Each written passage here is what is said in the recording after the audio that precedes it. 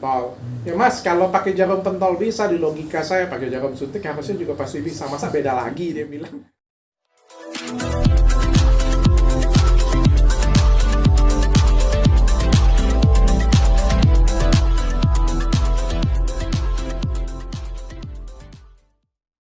Terkait yang tengah ramai kan kemarin ngundang nih Gus. Nah, Seperti apa sih dok kemarin dapat itu juga kan apa namanya benda pusaka. Gimana? Dibawa nggak pusakanya dok? enggak dibawa di klinik. Soalnya kan penglaris klinik saya. Nanti kalau diambil klinik saya jadi sepi. Sebenarnya tujuannya itu kan pertama kali saya tuh ngelihat pesulap merah atau Maxel. Saya tuh ngerasa kayak itu sebenarnya kayak gambaran diri saya banget ya. Kayak ngerasa diri saya banget, ngedukasi masyarakat segitunya, terus dilaporin, diserang, itu percis banget kayak diri saya. Jadi kayak saya tuh ngerasa kayak terpanggil. Makanya begitu ketemu dengan dia, saya ngechat dia itu disambut dengan baik juga oleh dia. Dia juga pengen banget collab dengan saya dan kita collab pada waktu itu. Dan sejujurnya pada waktu itu langsung dikontak ke Gus Udin.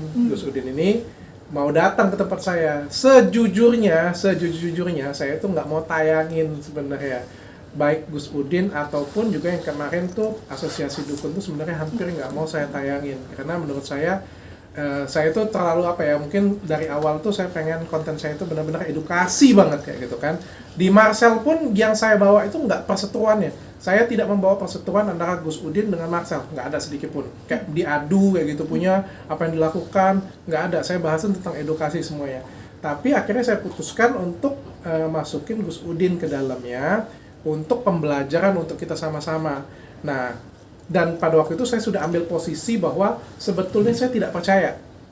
Dari awal podcast pun saya sudah ngomong, dari awal saya tidak percaya. Tapi saya memberikan waktu untuk Gus Udin untuk memberikan pembuktian kesaktian dia supaya saya jadi percaya.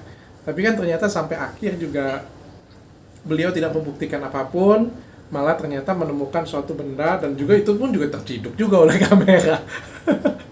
Mungkin seperti itu. Tapi sebelum podcast itu terjadi, apakah sebelumnya ada pihak Gus Udin yang masuk ke dalam dulu? Kan kalau kata publik kan netizen, oh ditaruh dulu nih segala macam. Oh, kalau itu saya nggak tahu ya, detailnya saya nggak tahu. Tapi saya sempat telepon Bang Densu juga sama. Jadi begitu dia datang, dia mau ke toilet dulu. Sama kalau itu. Jadi dia datang ke tempat saya kan mau suzon. Dia ke toilet dulu, terus tempat duduk di tempat ditemukan itu ada stafnya yang duduk di situ lama dan sampai detik akhir juga stafnya kan tertangkap kamera memberikan gestur ya seperti melihat ke tempat itu. Kalau masalah siapa yang naruh nggak tahu, siapa tahu memang itu dari benda gaib dari dalam, nggak tahu juga kan. nggak boleh suzon. Berarti dokter nggak percaya ya dok? Kalau saya nggak percaya, saya benar-benar orang modern yang nggak percaya kayak gitu-gituan. Sedikit pun saya nggak takut yang kayak gituan. Makanya begitu ketemu kan saya malah bilang kan itu penglaris di klinik saya. Nah dok, kemarin juga sempat viralnya yang dia menjelaskan ayat, akhirnya dokter Salah jadi sama. mengundang juga salah satu Ustadz ya untuk menerangkan itu. Nah itu gimana tuh melihatnya dok? Nah gitu Mas ya, saya bilang ya, ini juga menjadi pelajaran untuk saya, untuk jadi saya juga. Sejujurnya pada waktu Udin tuh ngomong, saya tuh nggak tahu itu salah. Ya kan saya kan non muslim, saya nggak tahu sama sekali bahwa itu salah. Saya itu cuma terwaw-waw aja, cuma saya tuh menghindarin konflik agama. Begitu dia bawa-bawa ayat dan bawa-bawa agama, saya tuh pasti akan lari. Oh ya oke, aku nggak mau bahas agama nih, kita bahas yang lain aja kayak gitu punya kan. Dan ternyata tuh dikomentarin oleh orang lain yang berkompeten di bidangnya. Jadi saya nggak ngerti sama sekali. Begitupun juga dengan yang di Asosiasi Dukun kemarin kan, saya tuh begitu itu naik, sejujur-jujurnya saya tuh tidak mau menaikkan konten itu karena saya merasa di konten itu tuh nggak ada faedah satupun yang bisa didapetin oleh penonton, nggak ada satupun unsur edukasi. Tapi ternyata di video itu unsur edukasinya justru paling banyak loh.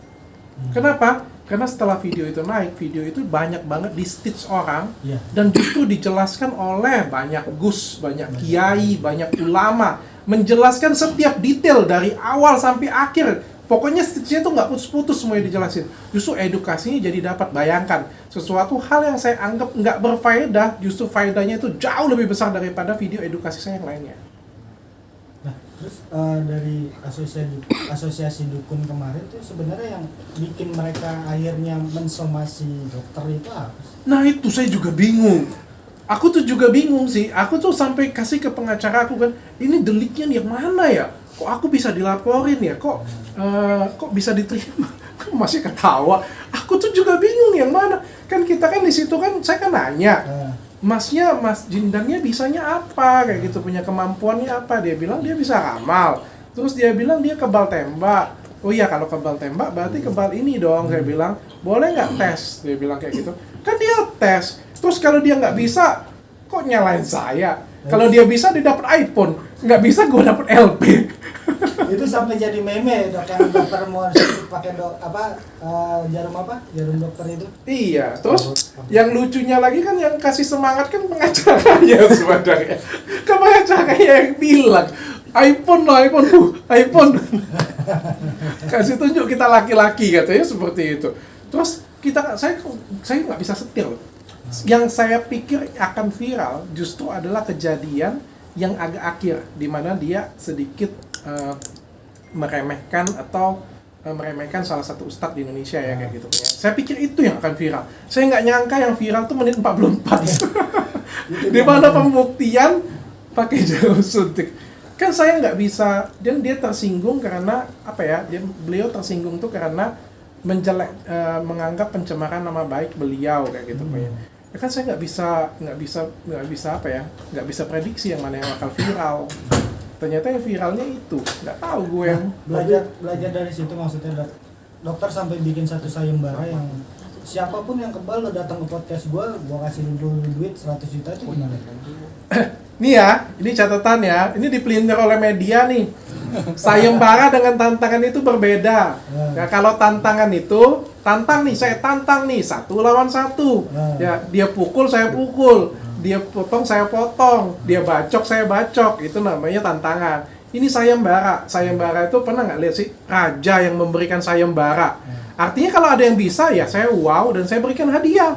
That's it, cuma itu aja. Saya tuh penasaran, ada nggak orang yang benar-benar kebal? Kalau benar-benar ada yang kebal dari pisau bedah saya kasih duit 100 juta, berarti kan saya wow, kayak gitu punya kan, saya bahagia, saya bangga. Dan ternyata dari sini juga saya belajar bahwa sebenarnya debus itu adalah budaya ternyata.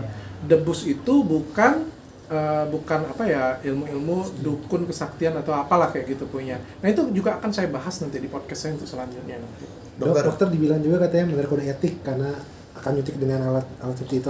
Yang mana belajar kode etiknya? Aduh, suka-suka dia aja lah pokoknya. Aku kalau kode etik di kedokteran itu panjang ya, lapor dulu kode etiknya. Mana sih kode etiknya? Iya, katanya kode etiknya itu dokter memperagakan alat kedokteran itu bukan pada tempatnya gitu. Kayak itu dok katanya dok. Di mana pasal kode etiknya coba? Aku belum telaah ya, tapi rasanya aku belum pernah dengar deh yang kayak gituan punya. Ya kan, ibaratnya kayak gini, dia kan pakai jarum pentol. Ya mas, kalau pakai jarum pentol bisa, di logika saya pakai jarum suntik harusnya juga pasti bisa. Masa beda lagi, dia bilang. Aku nggak tahu bedanya di mana. Karena aku cuma bilang ya, kalau pakai jarum pentol, waktu dia coba kan, ya aku bilang coba pakai jarum suntik. Malah saya bilang pakai aboket pada waktu itu. Kalau pakai aboket saya bisa, saya bilang. Terus dia bilang pula kan, dia yang bilang, jikalau kata, kalau dokter tusuk saya, terus gak tahu bos, dokter mau kasih apa, dia bilang kan. Itu yang viral kan, terus saya senyum kan, saya bilang, ini juga ada yang ngomong, saya nunjuk wajah, saya tidak pernah menunjuk wajah, saya menunjuk tangan. Saya nunjuk ke tangannya. Kalau kamu disuntik pakai aboket, nggak tembus, saya kasih iPhone. Saya bilang seperti itu. Saya juga nggak tahu bahwa itu nggak akan jadi viral. Kadang-kadang Sebenarnya sejujurnya bukan itu yang viral. Sejujurnya respon dia setelah itu. Itu yang bikin viral itu karena dia tidak bisa membuktikan, karena beliau sudah menantang, habis itu beliau nggak bisa membuktikan, akhirnya jadi viral. Andai kata beliau membuktikan pada waktu itu, yakinlah nggak akan viral video itu. Jangan lupa ya di subscribe dan nyalakan lonceng notifikasinya.